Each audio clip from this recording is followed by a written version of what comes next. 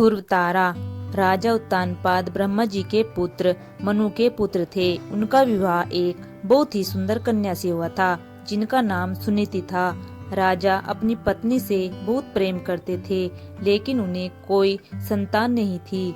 इसलिए रानी ने राजा को दूसरा विवाह करने को कहा। राजा अपनी पत्नी से बहुत प्रेम करते थे, इसलिए उन्होंने मना कर दिया और कहा कि दूसरी पत्नी के आने से तुम्हारा स्थान कम हो जाएगा। जिस पर सुनीति ने कहा, मुझे आप पर विश्वास है, ऐसा नहीं होगा। राजा को सुनीति की हट माननी पड़ी और उन्होंने दूसरा विवाह कर लिया। उनकी दूसरी पत्नी का नाम सुरुचि था। विवाह के बाद जब सुरुचि महल आई तब उसे राजा की पहली पत्नी के बारे में पता चला।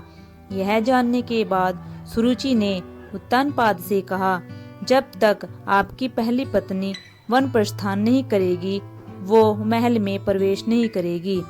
यह सुनकर सुनीति स्वयं ही राजमहल त्याग कर वन में रहने चली गई।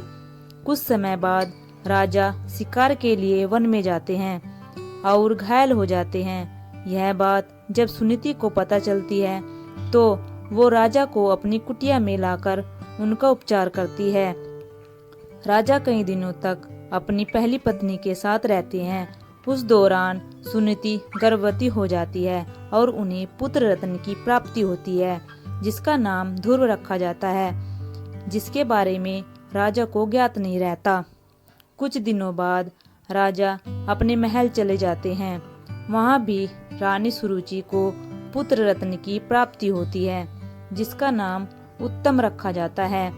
कुछ समय बाद राजा उत्तानपाद को ध्रुव के बारे में पता चलता है। वो रानी सुनीति को महल में आने का आग्रह करते हैं, लेकिन वो नहीं आती। ध्रुव को कभी कभी महल भेज दिया करती। यह सब देख रानी सुरुचि को ध्रुव से घृणा होने लगती है। एक दिन ध्रुव अपने पिता उत्तानपाद की गोद में बैठता है। यह देख रानी सुरुचि को क्रोध आ जाता है और वो उसे धक्का देकर अपशब्द कहती है और उसे छोड़ी हुई स्त्री का पुत्र कहकर अपमानित करती है। नन्हा ध्रुव कुटिया में आकर माँ को पूरा घटनाक्रम सुनाता है। तब माता सुनीति उसे समझाती है, बेटा अगर कोई बुरा कहे तो उसके बदले में उसे बुरा मत कहो, इससे तुम्हें ही हानि होगी। अगर तुम अपने पिता की गोद में सह सम्मान बैठना चाहते हो तो भगवान विष्णु की उपासना करो, वो जगत पिता है। अगर बैठना है तो उनकी गोद में बैठो। बालक ध्रुव के मन में यह बात बैठ जाती है और वह यही भाव लिए यमुना तट पर नहाने जाता है। वहाँ उसकी मनोदशा जानकर नारद मुनि आते हैं और वो ध्रुव को भगवान की भक्ति की विधि बताते हैं, जिसे जानने के बाद ध्रुव कठोर तपस्या में लीन हो जाता है। कई महीनों तक खड़े होकर तपस्या करता है। कभी जल में तपस्या करता है तो कभी एक उंगली पर खड़े रहकर निरंतर ओम नमो वासुदेवाय का जाप पूरे ब्रह्मांड में गूंजने लगता है। नन्हे से बालक की इस घोर तपस्या को देख भगवान उसे दर्शन देते हैं। बालक ध्रुव भाव विभोर हो उठता है और कहता है, मुझे माता पिता की गोद में बैठने नहीं देती।